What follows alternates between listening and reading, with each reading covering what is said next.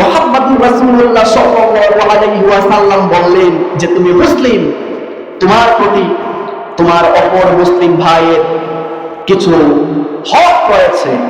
তার মধ্যে নাম্বার 1 হলো তুমি তোমার ভাইকে, তুমি তোমার অপর মুসলিম ভাইকে নিজের ভাইয়ের মতো মনে করবা। আল মুসলিম আখুল মুসলিম, তুমি যে মুসলিম হলে তোমার উপরে তোমার অপর মুসলিম ভাইয়ের একটা হক দাঁড়িয়ে যায়, আর সেই হকটা হলো তোমার অপর মুসলিমটা, সে হতে পারে তোমার ঘরের, সে হতে পারে তোমার বাড়ির, সে হতে পারে তোমার পাড়ার, সে হতে পারে তোমার গ্রামের, সে হতে পারে তোমার থানার, সে হতে পারে তোমার বিভাগের, সে হতে পারে তোমার দেশের, কিংবা অন্য কোনো কান্ট্রিতে সে বসবাস করে। তুমি জেনেছো সে মুসলিম, সে আর কোনো কথা নেই, তুমি যখন জেনেছো সে মুসলিম, সে তোমার ভাই হয়ে গিয়েছে, সে তোমার ভাই হয়ে গিয়েছে। রাসূল সাল্লাল্লাহু আলাইহি ওয়াসাল্লাম বললেন তোমার প্রথম দায়িত্ব হলো তুমি তোমার অপর মুসলিম ভাইকে নিজের ভাইয়ের মতো মনে করবা। তারপরে 2 নম্বরে এসে মুহাম্মদুর রাসূলুল্লাহ সাল্লাল্লাহু আলাইহি ওয়াসাল্লাম বললেন যে তুমি তোমার ভাইকে জুলুম করতে পারবে না। আপনি বলেন যে আপনি আমাকে ভাই হিসেবে গ্রহণ করেছেন, আপনি কি আমাকে আর জুলুম করতে পারবেন? না। জুলুম কি ভাইকে করতে পারে? না, করতে পারে না। এজন্য প্রথম মুহাম্মদুর রাসূলুল্লাহ বললেন, কত সুন্দর ব্যালেন্স। প্রথম বললেন যে তুমি তোমার অপর মুসলিম ভাইটাকে নিজের ভাই মনে করো। তারপরে বললেন যেহেতু তুমি ভাই মনে করেছো, এটা তোমার উপরে আর যুক্তিযুক্ত হবে না যে তুমি তার উপরে জুলুম করবে। জুলুম করা যাবে না। 3 নম্বরে এসে বললেন শুধু তুমি নিজে জুলুম করবে না, এই কাজটাতেই তুমি থেমে থাকবে না, অন্য কেউ যেন তোমার এই মুসলিম ভাইটাকে জুলুম করতে না পারে, অত্যাচার করতে না পারে, সেই ব্যবস্থাও তোমার সাধ্য অনুযায়ী তুমি করবে।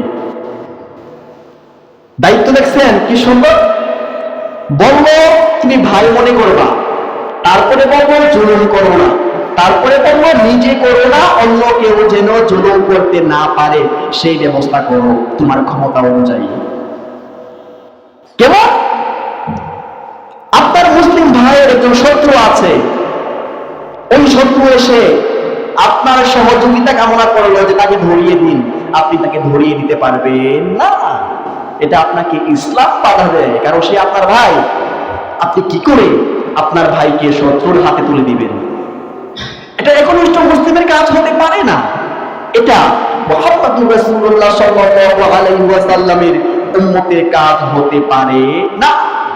তারপরে 4 নম্বরে মুহাম্মদুর রাসূলুল্লাহ সাল্লাল্লাহু আলাইহি ওয়াসাল্লাম বললেন যে একজন প্রকৃত মুসলিম হচ্ছে সেই ব্যক্তি যে অপর মুসলিম ভাইয়ের প্রয়োজন মিটিয়ে দেয়।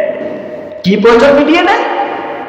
তারপরে খাবার নেই, আজকে তার চুলা জ্বলে না, আপনি দণ্ডাঢ্য মানুষ, আপনার কাছ থেকে কিছু টাকা পয়সা তাকে দিয়ে দিলেন, সে বাজার করে খেলো, তার প্রয়োজন, সে ঋণগ্রস্ত আছে, একটা লোক তার কাছে কিছু টাকা পায়, সে দিতে পারছে না, আপনি দণ্ডাঢ্য মানুষ, তার পক্ষ থেকে আপনি এটা আদায় করে দিলেন।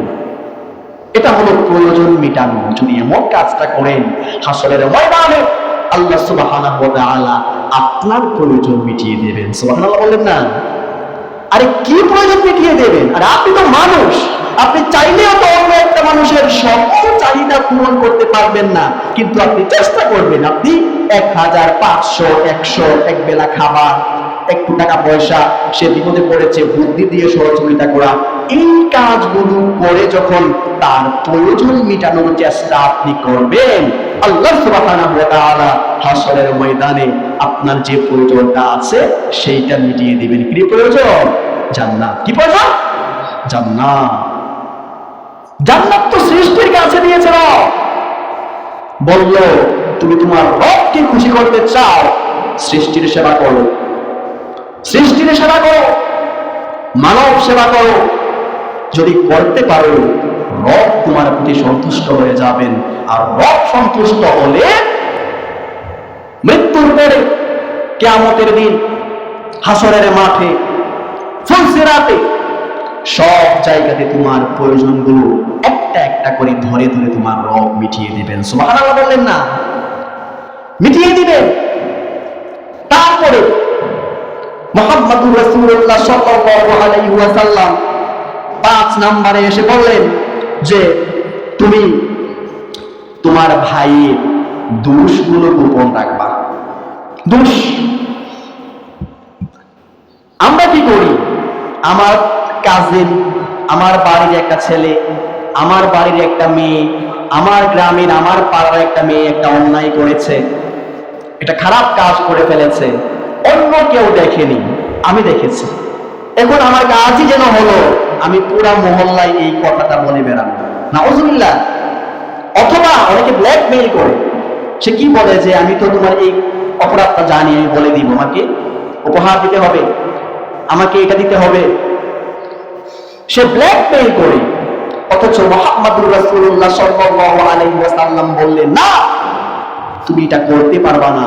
কারণ হলো আল মুসলিমু আখুল মুসলিম, অপর মুসলিম ভাই হচ্ছে তোমার জন্য ভাই। মুসলিম মুসলিম হচ্ছে ভাই ভাই। তুমি তোমার ভাইয়ের ক্ষতি করতে পারো না, তার দোষ তুমি প্রকাশ করতে পারো না। তুমি যদি ধৈর্য ধারণ করো, তার যে অপরাধটা তুমি গোপন রাখো, আর যদি এটা অন্যায় হয়ে থাকে তুমি তাকে বোঝাও যে ভাই তুমি যে কাজটা করেছো এটা ভালো নয়, এটা আর করো না, আমি দেখেছি, আমি কাউকে বলবো না, তবে তুমি ভালো হয়ে যাও।